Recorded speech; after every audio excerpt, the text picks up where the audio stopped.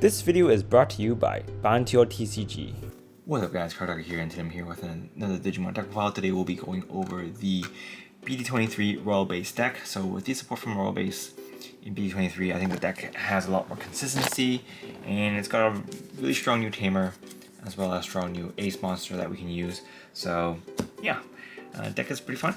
Let's get right into deck profile. So for Digimon, we're running 4 copies of the Digimon from BT18. This is the one that at the start of your main phase, by placing one Digimon with the Royal Base trait from your hand face up as the bottom security card, you can add the top card to your hand. So you'll be able to put pieces into your security, which is pretty useful. And yeah, just good Digimon for this deck overall. So who knows? And then for the level 6s, we are running 3 copies of the Queen Beemon. So this is the Queen Beemon from BT19. It's got Alliance and on attack. You can play a Royal Base trait card from your face-up security card with the cost reduced by 8. And then on all turns, whenever any of your Royal Base trait would leave the battle area, you can place those face-up as a bottom face-up security card. So you can give them protection, which is really nice. So you can just on attack play one of your Royal Base cards, and then when it dies, you can put it back into the bottom if it's removed by other stuff. So pretty solid. So overall, the protection's nice. We can kind of use it to just keep your guys out for a little bit longer, which is nice. But additionally, we also got a new boss monster for the deck. This is the TigerVespamon from BT23, TigerVespamon Ace. So it's got on play and on evolution, you can place one Royal Base or Zaxxon trait card from your hand or trash face up as the bottom security card, and then you can return one of your opponent's Digimon with as much or less DP as this Digimon to the hand. And then on all turns, whenever this Digimon suspends, you can flip one of your top face up cards face down and one of your Digimon unsuspends. So you're just going to get extra attack in, which is really nice. And yeah, overall both of the builds are pretty good. So we're going to be running 3 of those. And then we're running 1 copy of the TigerVespamon from BT18. This card is actually flexible. If you want to run Tyrant Cabuterimon, you can as well.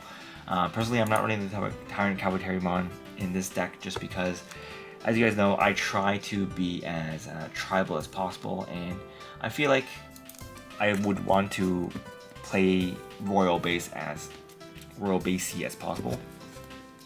Just because I feel like giving the new TigerVespamon a chance to shine is pretty good. But honestly, since it is a cost, it does combo well with both the Queen Beemon and the Tyrant Cabuterimon.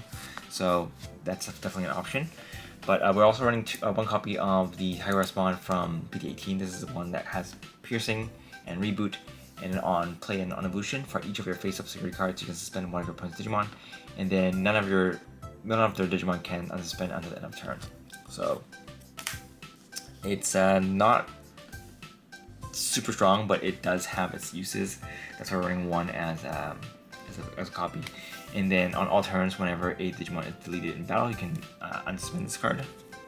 So it just gives you extra attack, and it's got Piercing as well. So if you manage to tap your opponent's cards, you can use this to just punch them in. And we do have ways to buff our DP, so he's not stuck at 12k. So you can beat over some pretty big dudes if you have the right cards in your security. Now moving on to the level 5s, we are running 4 copies of the Cannon Beemon from BT23. This one's ability is in security, all of your Digimon with the Royal Base trait gets blocker, and then on all turns, when this Digimon would leave the battle area other than by your effects, by flipping your top card faces down, it doesn't leave, so it gives itself a little bit of protection. And then on all turns for the Inherit, when any of your Royal Base trait would leave the battle area other than by your effects, by flipping your top security card face down, one of those Digimon don't leave. So it's more protection, which is really, really nice. Just because I think a little bit more protection is what this deck needed. And since your TigerVespamon is an ace card, giving this protection is pretty important so you don't overflow for your opponent. So yeah, just a really strong new level 5 for the deck. Next, for the other level 5s, we are running 2 copies of the Vespamon. The security ability is the same. Gives all your row-based trait blockers on your opponent's turn, and then on play and on evolution, you can pop a cost 2 or lower card, and then for every face-up security card you have, you can increase the cap by 2. So you can pop stuff based on cost, which is very black, which is why this card is green black. And then the inheritability is whenever on both turns, whenever this card destroys an opponent's Digimon by battle, you can trash the top card of opponent's security. So comes well with this Vespamon. It's also okay with the, actually it's okay with all of them as long as you can get the ability off, but it's a little bit better with the cards with piercing just because you can get the extra check-in. But yeah. Alright, for the last level 5s, we're running 2 copies of the Digimon from BT23. This one, same, on your opponent's turn, all your row-based trait cards get blocker. And then on play and on evolution, for each of your face-up security cards, you can de-digivolve one of your opponent's Digimon. So we have 2 different forms of removal. De-digivolving with the Digimon, or the cost-based deletion with the Vespamon. So not bad, and the inherit's the same. So for the level 4s, we're running 4 copies of the BT23 Waspon. So this one's it gives all, well, I should say this. All of the level 4s we're running do give the DB plus 1k in security. And then this one lets you play a Tamer if you have 1 or less Tamer. So this lets you play any Tamer with the row-based text. So you can play both the Liberated one and the new one. Though we are not running the Liberated one in this deck. I just don't feel like he's super good. But if you want to keep running him, you can. And then the Inherit just gives you plus 1k on all turns, which is really nice. And then we're also running 4 copies of the TigerVespamon.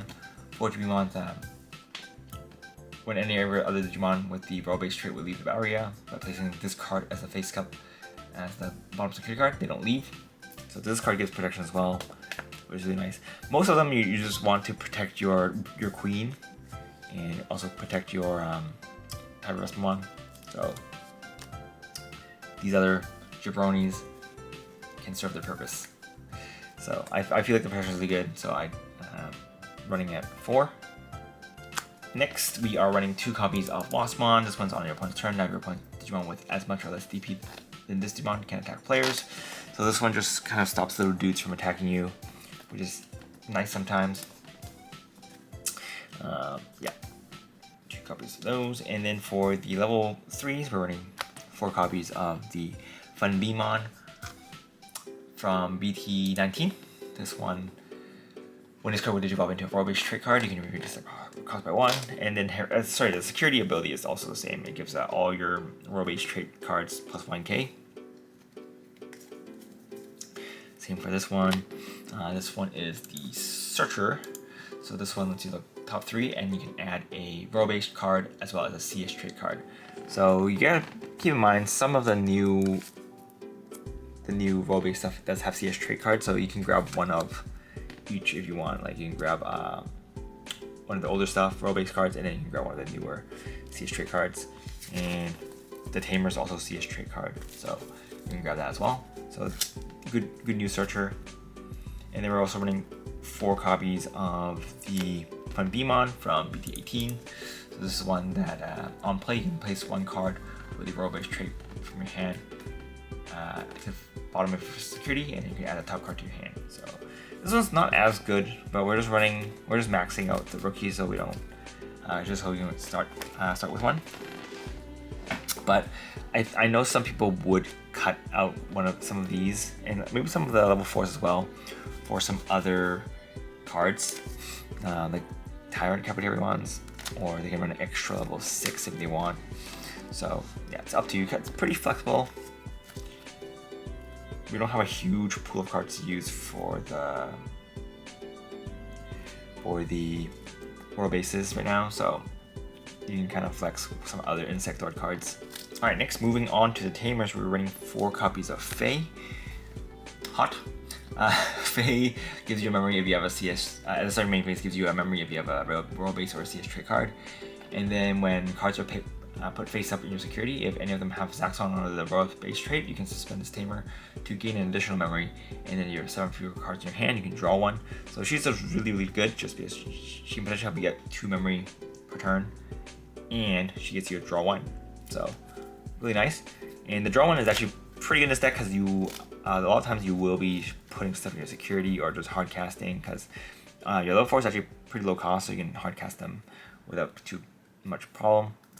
So being able to replenish your hand with her is pretty good. And then moving on to the options, we are running 3 copies of the agility training, 3 copies of the roll base option card.